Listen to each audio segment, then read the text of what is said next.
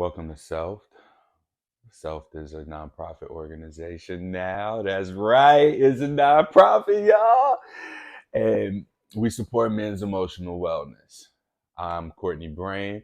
I am your yoga informed emotional wellness practitioner. I have taken a lot of time off since the last podcast episode, and I really don't even want to call it time off because that wasn't what it was supposed to be. It was really, uh, I think, this fear. It was this fear of vulnerability and having, who I was at that time being out there and then somebody finding it. And the reality is that it is what it is. And I'm gonna be honest, like my work in herpes, stigma minimization, sex education, that to me has always felt like it was vulnerable work. Like it felt like it, right? And it took for me to have more life experience to learn that that's not what vulnerability was. What really was vulnerable was me having this podcast out for those first 50 episodes, because in those 50 episodes, what I did was I would take my life experiences, my therapy sessions, and process them. Like I talk about what I talked about in therapy. I'd journal, I'd go through that process, I'd share it and be like, hey, here's how you can do that if this calls to you. And I never put self out there. I never put my own experiences out there personally. Now, granted, I'm this herpes education awareness advocate. I'm the only black dude doing it. So in that sense, right, like I stand out. And because herpes in itself is a thing that is so taboo, and then I'm already a black man and then a straight black man in sex education spaces. I'm a black man in yoga classes. I'm a black man in teaching yoga in yoga therapy school.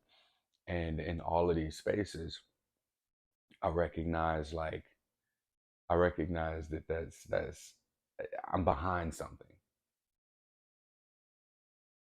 In the herpes education, I'm behind a cause. In yoga, I'm behind, the core of it, the spiritual components, the sciences, the education, right? But where is it me? Where am I Courtney? Who gets Courtney? Right? And I think that self set me up to not be hiding behind something in order to excuse myself for being who I am. Like I shouldn't be apologizing for my existence. I shouldn't be trying to force my presence into spaces that I hope represent me, that I want to represent me, that do validate my identity. I talk about that a lot, right? I talk about the importance of validating your identity, validating your existence, and how supportive that is to healing and development. And just if you have any sort of drive towards self help and personal development, right? Like it's important for you to validate your identity, but what is that? What is your identity? Who are you? I might do a bunch of name dropping here because there's a lot of people who have helped me get to where I'm at right now, to where I'm able to express that curiosity openly, where I feel like my support system is safe enough for me to really be vulnerable. And I think one of the first, I think it makes the most sense for me to start with my therapist. Shout out to Derek Sykes. He and I, um, we worked together from 2020 to 2023. And I will never forget this, what he said. He said, you haven't really been vulnerable. The people who need you, like you ain't vulnerable or seen to them. And and when he said it, I think I thought he meant black people. And then life experiences kind of taught me that maybe he means black men. And I still just, that's lingered for me. I went through the process of filing for 501c3 nonprofit status. So SELFED is a nonprofit organization officially as of August 1st, 2024. And this came after the Men's Emotional Wellness Symposium. The Men's Emotional Wellness Symposium was conducted on June 30th. If you don't have access to that, if you make a donation, the receipt will have the link. You'll be sent an email. Any donation amount, your receipt will have an email with the previous Men's Emotional Wellness Symposium. And this was with Jeremy Hurt, who's the host of the Let's Talk Bruh podcast, a podcast on Black masculinity, and Teddy, the comedian, who really opened up about his own personal lived experiences battling depression, suicide. And he dropped this nugget about the Lion King and I'm sorry, Yu-Gi-Oh. Well, both of them, yeah, Lion King and Yu-Gi-Oh. Like that was phenomenal. How we got into the ego and this alternate reflection of what that is. Then we had Dox Digler, the Brick City Buddha, and we talked about this emotional awareness, emotional maturity, emotional intelligence. The big takeaway from that one is what emotionally available and intelligent men require from their female partners in relationships, and that it being accountability. And then we had Cam Frazier. So Cam and I talked for about an hour and a half, which is longer than the rest. And then I closed out the symposium. But that video was really on how men are typically conditioned in regards to sex and our relationships to sex, and how similar we view sports and sex together. So that symposium is available. And I recognized something. So all my board members are Black. Shout out to uh, Carl, shout out to Horton, shout out to Corey, shout out to Will, shout out to Devin. So I got 5 board members, all of which are Black men, and each of them um, is very supportive, very excited. Like they might not have big investment necessarily in social media or anything like that, but they are very supportive of what I let them know I'm trying to do with this. And so after that symposium, June 30th, and we had 120 people sign up for that. And this was something that I was able to throw together in 2, 3 weeks. I saw that there was like, that felt like me. That felt very validating to my identity because I got to have the kinds of conversations that I wanted to have. And I don't see conversations like that being had in the way that I want to have them. I've always just talked to myself. I tried one interview or two or bringing a guest on, and that didn't sit right with me. So I'm thinking that maybe self needs to continue to be that vulnerability podcast where it's just me talking, and then I can host these symposiums just a few times a year where I have other panelists on particular topics of conversations to invite more of people who validate my identity into the space. And the people who validate my identity are typically going to be your unconventional Black men. So I mentioned that my therapist, told me that I haven't really been vulnerable. And now I'm seeing that vulnerability is not just talking about something that people deem as a vulnerable thing. It's what vulnerability is to you. No one ever asked me that. I don't think he really had the language. He was around it, he was there. And it's also a thing where sometimes we got to figure it out on our own. We have guides along the course of life, and these guides may put us in the vicinity of the thing or point us in the direction, but it's up to us to walk. It's up to us to look. It's up to us to get our hands dirty. It's up to us to get our feet tired.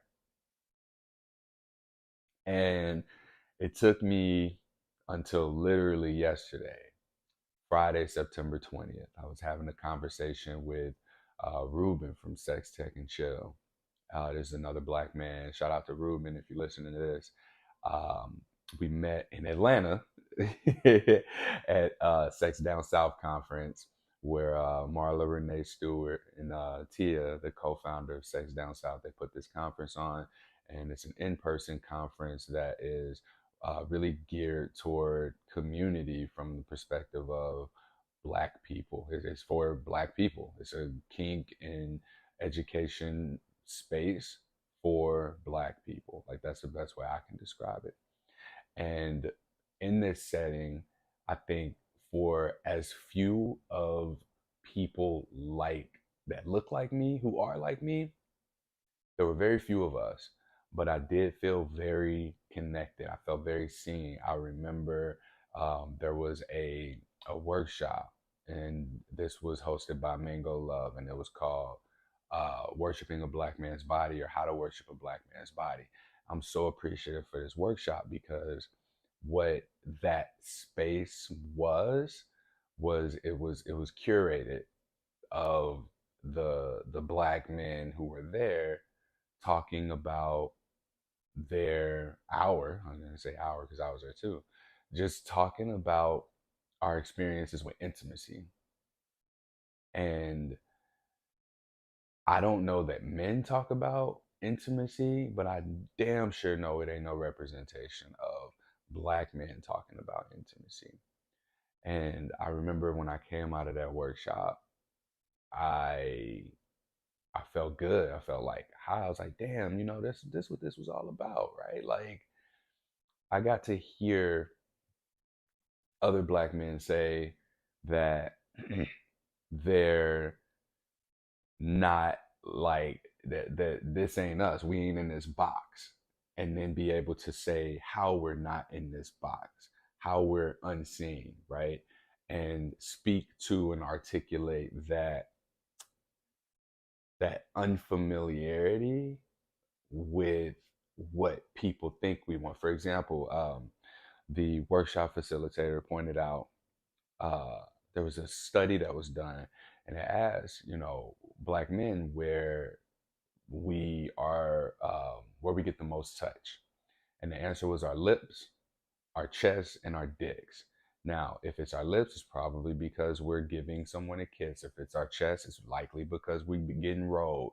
If it's our genital area, it's because we're having sex, which in that sense minimizes us to mostly those three areas because that's where people are taking from us. And then she went on to ask where we hold trauma, and we mentioned all these other places. We mentioned like our back, not our chest. I don't think nobody said their chest, but that'd be something, wouldn't it? Our back, our shoulders, our neck. Somebody might have even said their legs or their feet. And then we were asked, where we like to be touched, and people said things that were outside the box, right? Like that little area behind the knee and the hip region that's not necessarily in the genitals, the shoulders, the neck, right? Even like hands to the face, like rubbing our head. And I walked out of that and I felt very validated in my identity. What happened when I walked out of that was that I walked into the real world being not where I just was.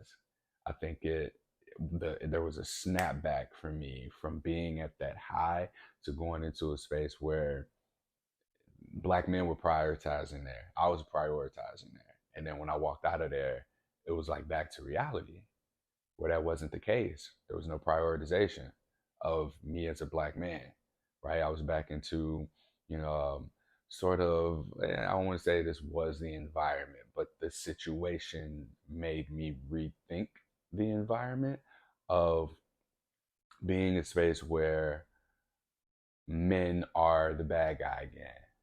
Men are the bad guy. Maybe not Black men, but, you know, men being the problem, so to speak. And I saw that deprioritization and I got sad. I got real sad. And the sadness came from recognizing that that was one of the first places that I was in a place that was supposed to be for men, but nobody was in there telling me what was right, what was wrong, what you got to do, who you got to be. It wasn't none of that. It was, what do you like? You the priority. How do you want to be touched? Where do you want to be touched? How do you want to be talked to? What can I call you? Can I do this? What do you want? Where do you store trauma in your body? And that curiosity came, and it hit different. It hit different to have somebody curious about my Black experience and these other men's Black experiences, because I feel very left out when I see ads pop up, when I'm watching my self-help YouTube videos.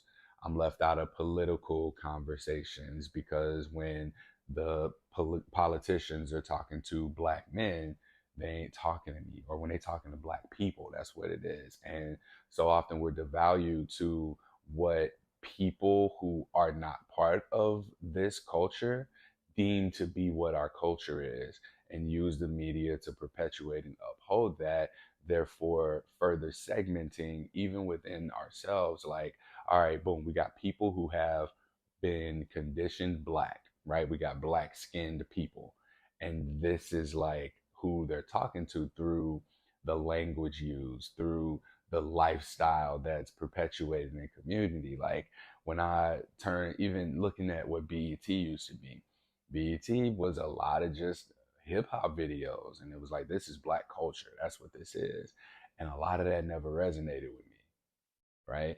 Like, my my parent, I've never seen my parents together. You know, some people had a breakup story, but for me, my mom and dad always been my mama and whatever her boyfriend, and then my dad and his wife, and my brothers and my sister. That's just what it's always been. You know, traveling, bouncing around all these different damn houses on holidays, that was annoying, right? So I didn't see that experience represented. I didn't see, you know, and all my friends around me, like, we saw our dads on weekends. Everybody had a mama, a stepdaddy, and then they saw their dad on the weekend, right? So I'm not seen in any of the career paths I'm at. So I teach medical students to get genital exams. And for the first time, I saw another Black dude because I looked his name up. Um, and I hadn't seen him like in person yet, but I know he's there. In yoga teacher training, I was the only Black dude in my 200 hour, the only Black dude in my 300 hour. I'm the only Black dude in my yoga therapy training as well. And then I also have in the field of sex education or herpes stigma advocacy, like, I'm the only Black dude that's straight. Let me say that I'm the only straight Black dude that I know of who's in herpes education and stigma advocacy for sure. Sex education, I ain't seen them. Right? And there's so many ways to get into the sex education field that I wasn't aware of, but like, ain't nobody targeting me in these groups and these populations that I'm in. And even, you know, anime, like, I'm recognizing a lot of the there's a lot more attention going into like the anime Comic-Con culture, especially Black men being more comfortable with being open about it, because like it's cool now. Like, it's cool to be the anime kind of nerd. And I don't think it was always like that, right? Like, the overall messaging that was sent to me, that was given to me, that I've seen, right? Like, we needed to be in the sports. And this is even in high school, middle school, high school, right? Like, we were good at sports. You need to be in sports. You might have been a stoner. You might have been the cool kid who did a little bit of everything. You had the nice shoes. You dressed nice. And I think that might have been it. Yeah, you was like, you bad, right?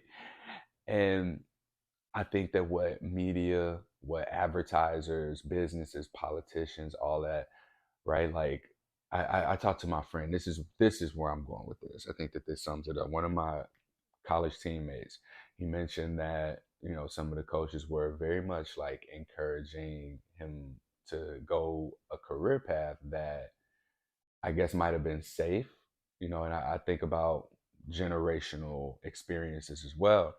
But he said that he went into a career field that it ain't a lot of black people in. In fact, he was the only black dude, or he was one of two black dudes in his major at college, and he was being pushed into going into like criminal justice, and we had a lot of criminal justice majors on the team, and I think that this is so much more systemic of an issue than it is like an isolated incident. And I say that because he's very successful. He's very successful in that.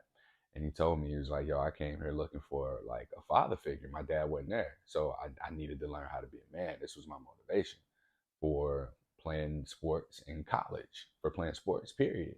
But to get to the next level in college, and I saw a father figure in my coaches. And I don't want to say his name just in case, he's not okay with that. But when he said that, it triggered the thought in me that a lot more stuff is systemic than we would think, and that our black experiences can be lumped into, oh well, here's what it makes me think. Honestly, it makes me think, oh well, the criminal justice major is easy. This is where more of the black kids are. This is where we put our athletes. We got pool here. If anybody got issues with their grades, we ain't got to worry about them not being able to play. So because then we can talk to them and work with them. They're more flexible. We don't know nobody in that in the whatever industry of other majors. I was one of two. It was two of us. It was me and another black dude in my major when I went to college. And I mean, I went to Southeast Missouri, so that tells you a lot there. But I remember in my classes, it was me, it was one other black dude, and I think maybe both of us like thought the other person was weird, right? Like he might have had one perception of me because I played sports. I might have had a perception of him because he dressed like a gothic dude or a skater boy or whatever. And now here I am. I listen to Childish Gambino and Tyler the Creator. I still listen to Future. Don't get me wrong, and a couple other like hip hop artists. But most of what my playlist is not what's being played in pop culture, and like that's my shit, right? Like I just went to the Childish Gambino concert. I went to the Tyler the Creator concert. Those are two, and then I paid for Future concert, but he canceled on me, which was good because I bought a couple other tickets, and then everybody else was like, "Oh, I can't even make it." I was like, "Yes, that worked out." But it's I say all that to say that the black experience is very fragmented. It's fragmented um, because like I don't care for sports. I play sports. I don't care for that shit no more. I don't get anything out of it. And it can't teach me nothing. I got what I needed to get out of it through playing, and then like watching and in relation to actually being in the game and playing. Like I'm so grateful for what I got out of my career from middle school through college, being able to play football, and what it did for my body, what it did for my mind, what it did for my spirit, and giving me the experiences that I can call back to and use to get me through challenging times. I think a lot of people don't have that. I'm very honored and privileged to be sound of mind, to have not had any severe injuries or surgeries necessary to, keep functioning, because I made it out with, at to the best of my ability, my health. So when I say that this black experience is fragmented, I think that it's important that I say what my experiences are. I mentioned having gone through yoga teacher trainings. I mentioned being in yoga therapy training. I mentioned that I teach medical students to give genital exams. I'm in the advocacy space. of the sex education, sexuality education, herpes stigma advocacy, um, and it ties into suicide prevention work. I'm working in mental health through all of this, and now I started a second nonprofit, which is this one, Self Emotional Wellness for Men, which I think is going to end up being changed to emotional wellness for Black men. And here we are, right? I'm putting on symposiums, I'm podcasting, I'm interviewing people, and none of these were in my range of perspective as career paths. And for as connected as I am in with people, or how easily people have access to me, it's lonely. Just be flat out and say it. It's lonely, right? Like even the media ain't really talking to me. Like my commercials don't make sense for what I'm watching. Like I'm interested in self help. I'm wanting people to ask me questions, right? Like I love when I'm interviewed on somebody else's podcast and they ask me questions, and then I don't love it when it's the same questions. What's it like being a Black man with herpes? What's it like being a Black man in 2024? Like the answers that people want me to give them, I don't have. That's just the experience of it, man. And it's so much easier too, for like as challenging as it might be, it's easier to live in this way, to be somebody who questions everything and challenges everything. And I think I want to shout out my girlfriend Dakota for letting me know, like, why don't you work with more men?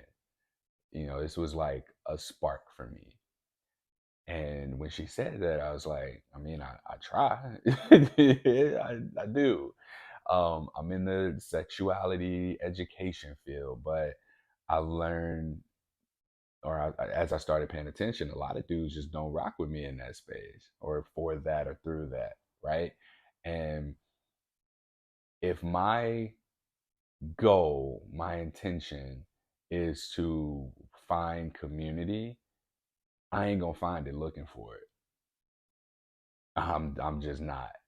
Maybe if I look hard enough, right? But it's not gonna be it. Like I've tried to find community in sex positivity and kink and BDSM, non-monogamy worlds, but a lot of that, like I'm a straight Black dude. It really ain't no representation of me in those spaces, and I think that the reason being perhaps is that it's so psychologically inaccessible, because in order to be in those spaces you already have to be in a particular mind state. I got thrown into that because of my experience with herpes, and then like meeting people outside of that experience and having to learn about sex in different ways, because I did lose my sexuality, my sexual identity, when I received my herpes diagnosis, and I had to figure out who that was. So in through me figuring out who that person was, I stumbled into these spaces that, had it not been for that, I don't think I would have ever been in. I don't think I would ever made like friends and been close friends with people who were non-monogamous, or having sex with their friends, or who were into kink and BDSM, or tying people up, or anything like that. Sex workers, trans people, non-binary people. And me being in these spaces and learning about their identities, I think made me um, a much more understanding person, right? I still get to see that essence that connects us all, right? God of War Ragnarok, Brock said this. He said, the nature of a thing is more important than the form of a thing. And I live by this, right? So it don't matter what these people have for genitals, what they do with their genitals. What they're asking for is essentially just to be treated like everybody else, right? And so I was able to receive that, and in receiving that and being open to that, as somebody who, like, I don't live like that. I'm heterosexual. I know that I love women. Women is what I've known, always have.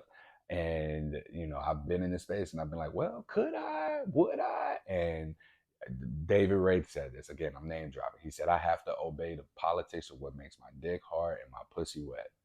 I was like, damn, that's real, right? So even, not fitting in necessarily with openness to playing with everybody and having that like discrimination. There's still an aspect of like discrimination. So in sex positivity, there should be more openness, is what I've seen or learned. And I guess I don't really have that, So some settings like I don't belong to. So this now inherently becomes again psychologically inaccessible. But where it was accessible for me, I was able to pick up on language and communication skills that I think really helped my life. Um, I learned about the word boundaries at 30, I think I was 33 years old, 32, 33 years old when I learned about boundaries.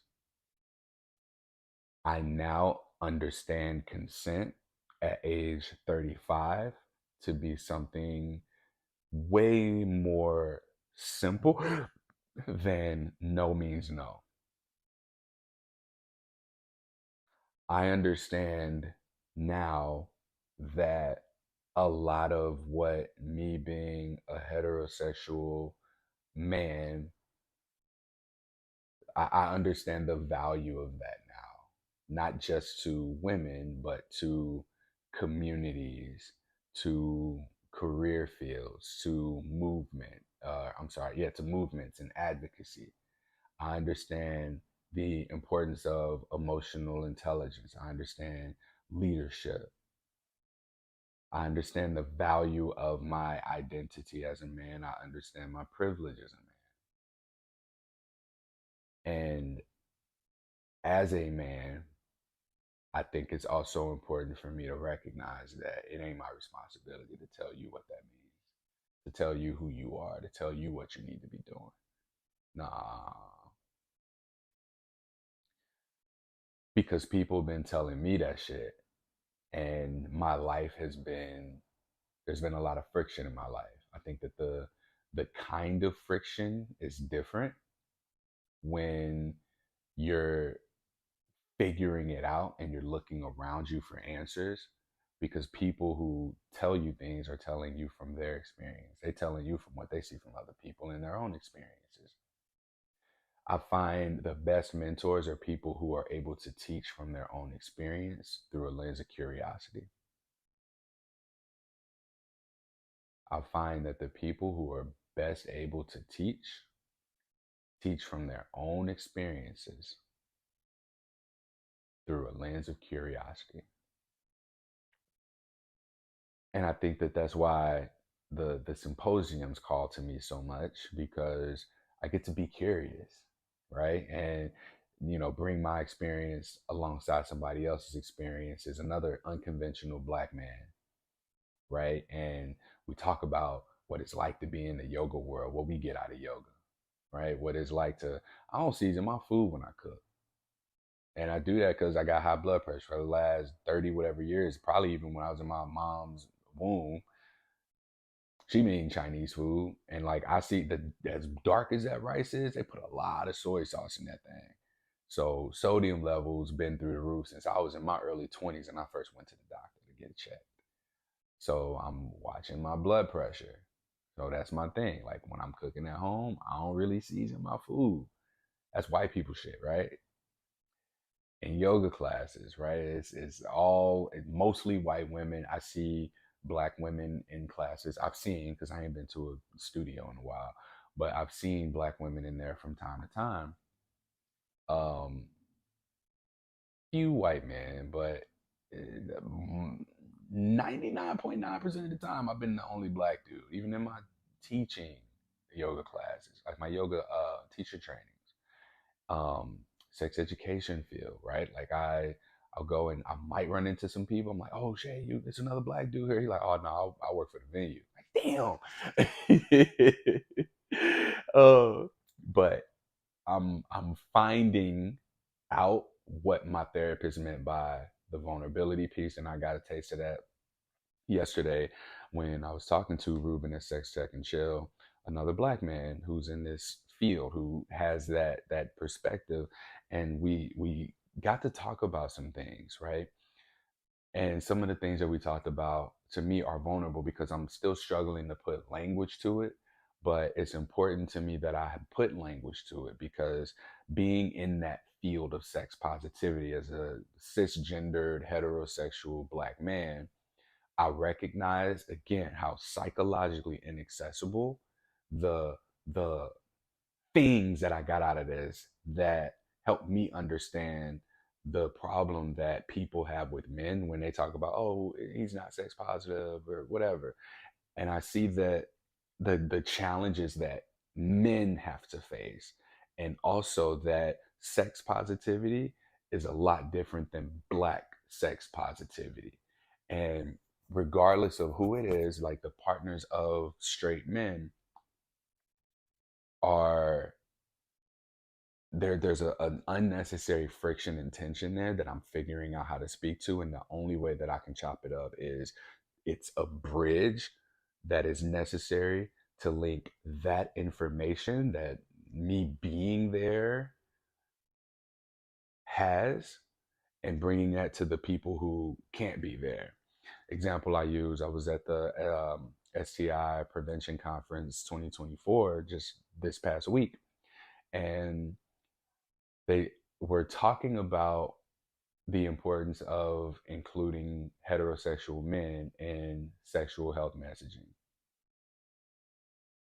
Why aren't heterosexual men included in sexual health testing, yet we are clearly sexually active? Almost all of the messaging is targeted towards men who have sex with men, women who are at risk for various reasons. But the core of this is not being addressed. Whenever we see messaging about HIV medication, you see two men typically. We're seeing more Black women who are uh, getting HIV and being encouraged to be on PrEP, the medication that brings you to an undetectable viral load so that you can't transmit the virus, and you can go on to live a full, fulfilling life just as long as you remain undetectable by taking your medication, right? And nothing for men. Like, yeah, men might be hard to reach, but those billboards, those commercials that come up randomly, you telling me like our messaging can't be toward us, right? Like, where I've gotten my sexuality education from has been my friends. School basically said don't have sex. At home it was don't get nobody pregnant. So as long as I didn't get nobody pregnant, I was good.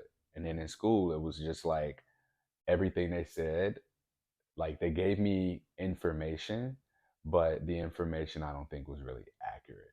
And when I say the information wasn't really accurate, what I mean is like they said if you don't wear a condom, you'll get an STD, you'll get pregnant, you'll get somebody pregnant.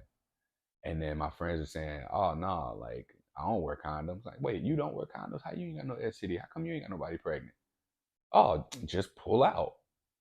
And then you go on to learn about the risk factors there, and you learn how semen and ejaculation and orgasms and the body parts are all connected and how they work. And we were missing that. So it took for me to get that information outside of where I should have gotten that information. So now having like some of the information from maybe a credible source, you challenge that. You challenge that information with your own experiences. And the first time that you don't use a condom and you don't get an STI, you don't get a sexually transmitted infection. The first time you have sex without a condom and you don't get nobody pregnant, you're like, oh, what else were they wrong about? What else they lie to me about? Right? And so in challenging things, right? Like I think that there's an inherent implication of this space is not for me. Um, with LGBT clinics or people who serve primarily people who are living with HIV, as a straight man, when I see that, I'm thinking, oh, that ain't for me. I ain't got HIV. Or, oh, that ain't me. I ain't LGBT. So where do I go? Where do I go for my health? I go to the doctor. When I go to the doctor, and they're not talking to me about sex, Like they're subject to the same media I'm exposed to. So when we talk about, oh yeah, just wear a condom, what where's the communication component in that? So now we're not talking about sex because we default to wear a condom. Our sex conversations oftentimes look like, you got a condom? Do I need a condom? You on birth control? And that's the extent of it.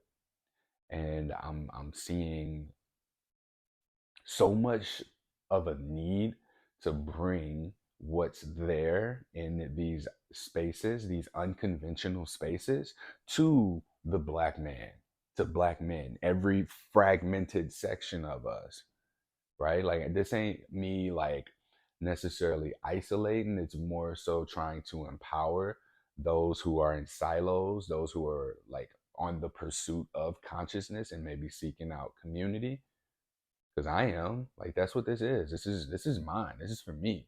That's what I'm turning the Black Men's Emotional Wellness Symposium into what it is. Before it was just a men's emotional wellness symposium. I don't say just to devalue it. I say just because it was only those words and not black.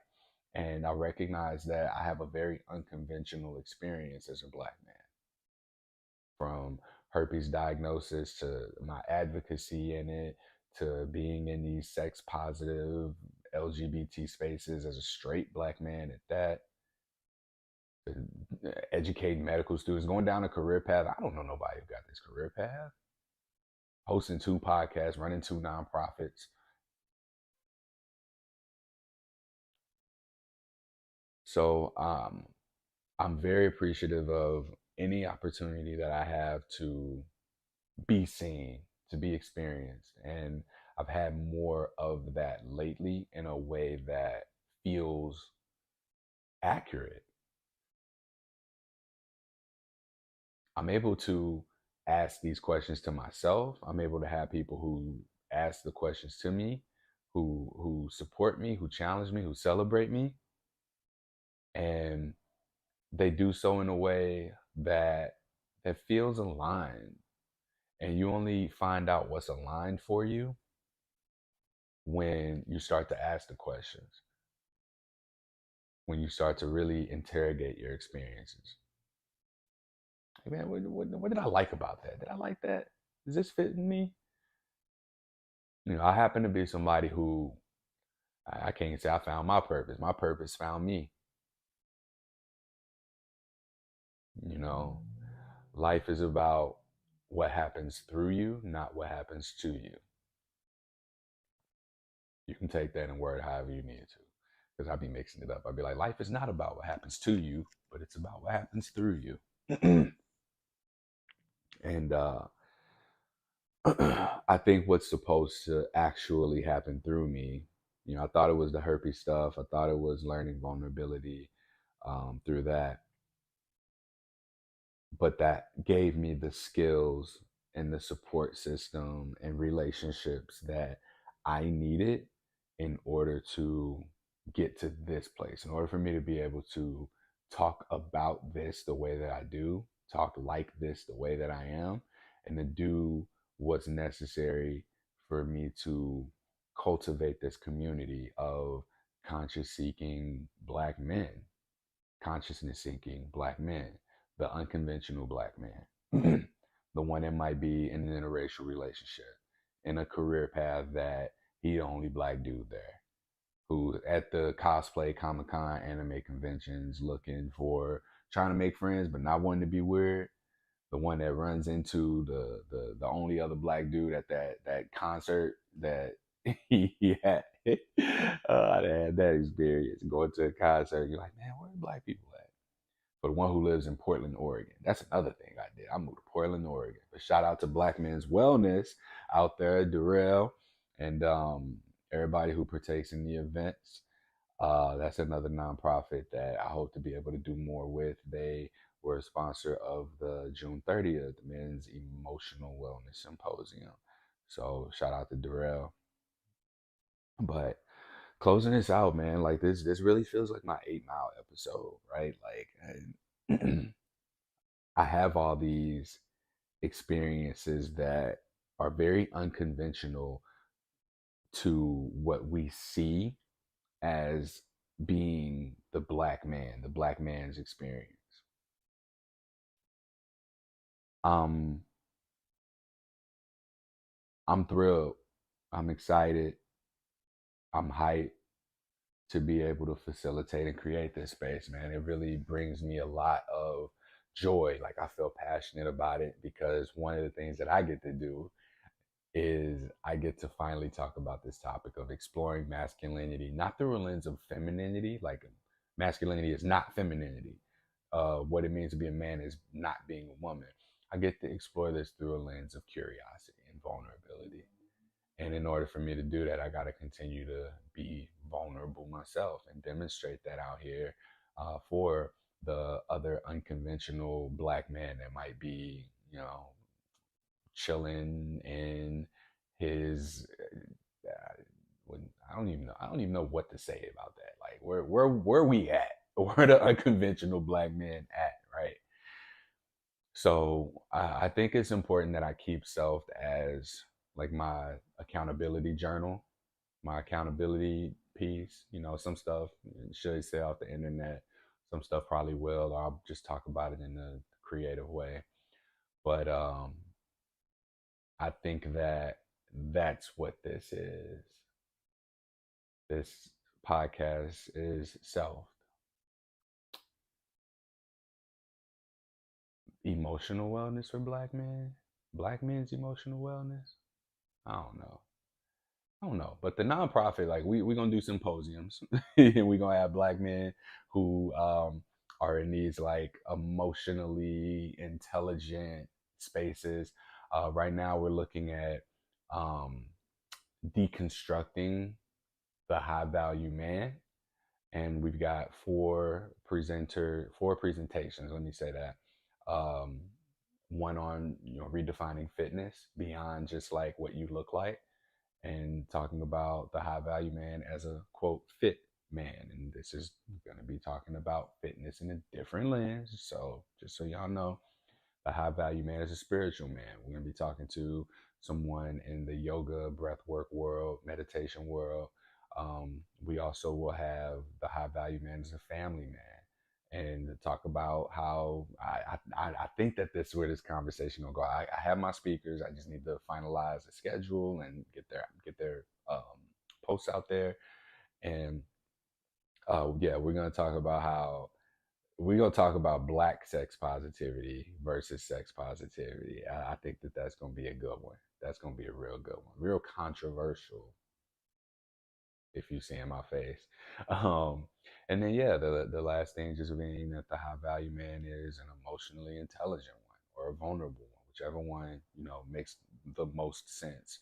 But I really have wanted to take um, the anime that I watch and like look at that, even superheroes, anime characters, and use those as reference points for emotional intelligence and the power of that expressed through anime characters in men, showing what vulnerability looks like, showing what emotional intelligence looks like, and speak to the the leveling up of most characters when they have that traumatic event that they survive, that they work through, and then they thrive from, and they use the powers that they've obtained from that to take on something even bigger, and all while staying aligned with whatever their mission is.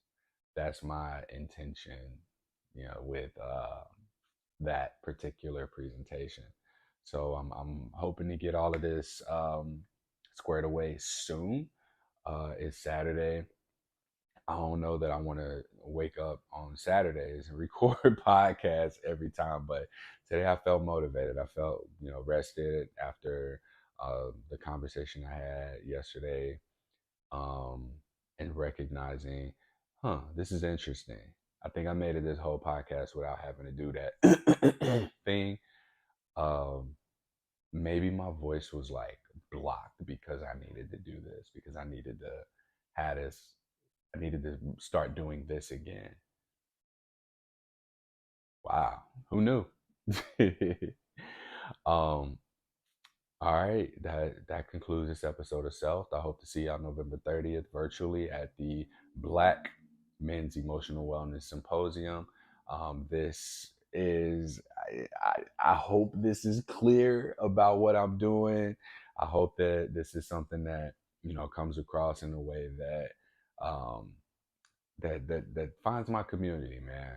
I want to find my community. I want to connect with my community, the unconventional black man who might be doing some quote white people shit, but the reality is it was our shit before it was theirs. They just labeled it things that are not that are healthy and healing our culture. All right, so yeah, man, let's do some shit together. Let's change the world. Let's do this. The consciousness seeking black man, the unconventional black man. That's what this is about. That is what this is about, y'all. But the emotional wellness, the Black Men's Emotional Wellness Symposium is going to be as little as free. We are taking donations, so when you go to register, you'll have options to pay $0 or pay $5, pay $50, whatever you choose. And the more money we get, the more stuff we can do, more merch we can start to create. I love my branding.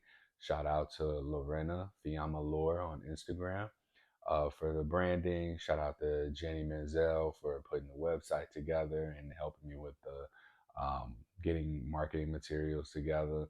I yeah, I'm excited for what's to come. This will probably be one of the longer episodes moving forward, just because it is a little choppy, and I didn't have like a topic to cover coming into this. But yeah, this is excuse me. This is what we doing. All right. I need like a tagline or a closing. I ain't till next time.